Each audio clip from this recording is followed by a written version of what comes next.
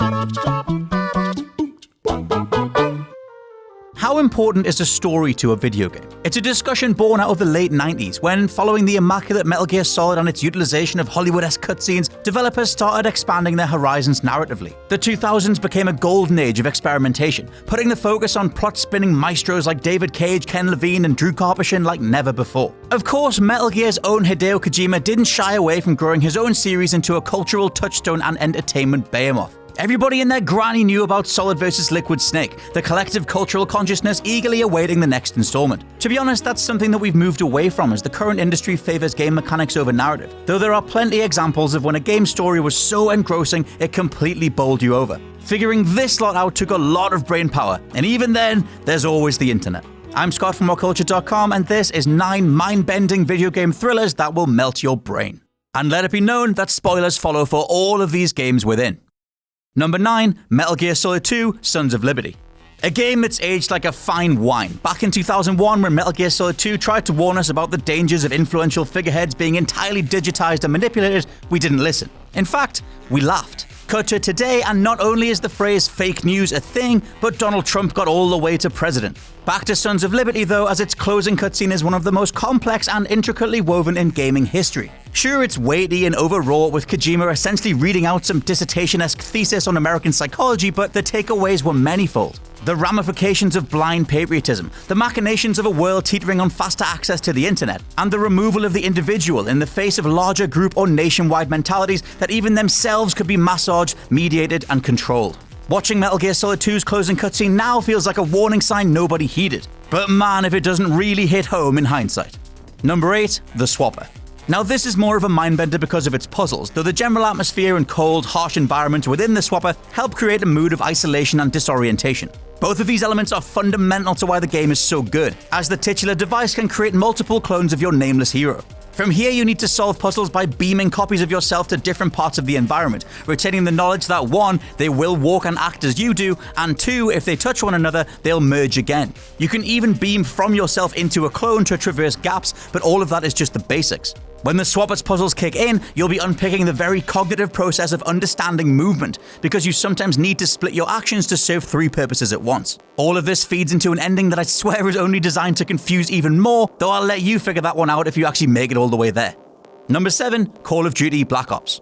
Pretty much the last Call of Duty that puts stock in telling a genuinely well-written story. Infinite Warfare will never get the due it deserves. Black Ops revolves around one Alex Mason as he's grilled by mysterious figures in the shadows for information he can't remember. Revolving around a set of numbers and past missions he's been a part of, what follows is an expertly paced and presented spy thriller, slowly letting you put the pieces together as to which of Mason's memories is the target of your new frenemies. Come the close of the game, the rug gets pulled out from beneath your feet entirely, as it's revealed that not only was the target of this interrogation dead for 5 years, but all the appearances of Viktor Reznov in the flashbacks were part of your imagination. Treyarch hammer the point home by showing you multiple past scenes with Reznov now removed, as the game comes full circle by explaining that the numbers too were all part of keeping your thoughts in check. Number 6, The Fall. Although The Fall is an ongoing trilogy of episodes, let's focus on the first one for now, as it ends on a chillingly brilliant twist that, like many others in this list, forced you to rethink the entire game. Centered on character Colonel Joseph's falling out of the sky during an expedition, you actually play as the AI program Arid, as it starts to manually control Joseph's high-tech suit while he remains unconscious inside. The Fall is then about getting the suit's various systems back online to save the host within, all as the Arid program learns to question her own purpose and limitations in reflection of the Administrator, an overseer AI that runs the locations you're exploring. Arid's efforts climax after finally overcoming her programming, with a scene where she performs a scan of the suit only to find that Joseph's is not inside. She and you were a soulless husk this entire time, with all of her advancements towards sentience being discarded and deleted. Sequel The Fall Unbound takes this notion of freedom and runs with it, but the first episode's tonality is one of complete soul-searching and mind-breaking realization. Number 5, Heavy Rain. How the hell David Cage keeps getting funding after the travesty that was the end of Indigo Prophecy and all of Beyond Two Souls, I'll never know, but at least there's the majority of Heavy Rain to enjoy instead. Though there are multiple endings depending on how far along the boy goes missing, stop the serial killer style storyline you got, there's only one origami killer, Scott Shelby. Where it gets confusing and almost impossible to tie together, though, is how Shelby is one of the playable characters throughout the entire game. Cage wrote the revelation in a way that tags an additional scene onto an earlier meetup, showing Shelby take a life, but it's awkward at best. Then factor in how family man Ethan was the one suffering from blackouts, wandering in his sleep and even waking up with small origami models in his hands. How does all of that fit in? Well, surprise, it doesn't. Yay? Number 4, Inside.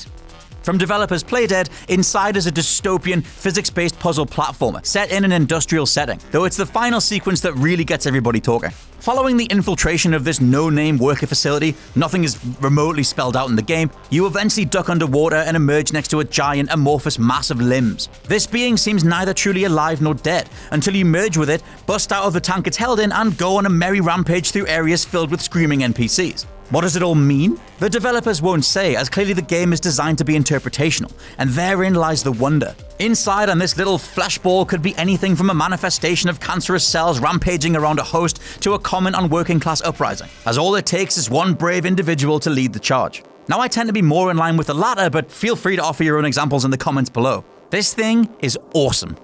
Number 3, Bioshock. One of the most famous brain breakers of all time, Bioshock's twist in the final third is positively legendary. At this stage, if you still don't know, please go do yourself a favor right now, but suffice it to say, once Ken Levine's masterpiece was out in the wild, the entire industry shifted. Bioshock's most memorable contribution to gaming, despite a bone-chilling revelation sequence, was introducing the concept of why. Why do we blindly follow text prompts on screen? Why are we so trusting of NPCs and quest givers? Why does Sonic like rings? Kirby eats so much, and why is Nathan Drake so okay with killing and quipping? Bioshock's true mind melter is forcing you to reevaluate your entire game collection and your association with those storylines. Nothing would ever be the same again, and though the "would you kindly" scene has been everywhere at this point, it really is that damn good. Number 2, Nier Automata. From one cortex-frazzling scene to an entire game that deals in metaphors, interpretations, and segmented narratives designed to provoke conversation. Annoyingly though, Nier Automata hides its best content behind 2 solid playthroughs, asking you to complete the game twice over before any sense of what's really going on kicks in. The answer to that though is exquisite. Nier, and you really do need to play through it for this to make sense, is an exploration of what it means to be human. Not in just another "what does it mean to have a conscience" or "what does it mean to think" kind of way, but what it means to mess up, to worry, to be in vain, to be happy or sad. Nier Automata asks questions of wartime and human suffering just as much as it does the very purpose of emotion, of style, of social circles and belief. It posits these questions through character, world design, side quests, and especially music. It's tragic, though in this stark dissection of the fragility of humanity, also really quite beautiful. There's nothing quite like us on this planet, and creator Yoko Taro plays that out like nobody else ever has. Number 1, Spec Ops: The Line. For the top spot, a game that remains one of the most underrated of them all. Overlooked thanks to 2K's art department marketing it like any other third-person shooter, while Spec Ops does retain a Gears of War-style combat system, its heart is something else entirely. Written by Walt Williams, The Line is a gut-punchingly resonant dissection of a soldier's mind, both during and after combat.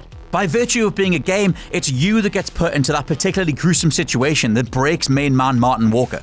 From here, Spec Ops explores the role of the soldier, where responsibility lies when things go wrong, and how that impacts those who fall back on duty to live with the consequences. Its basic premise is the retrieval of AWOL Commander John Conrad, a character we get shown in a number of different lights, mostly to service how Walker needs him to be so he can retain his sanity.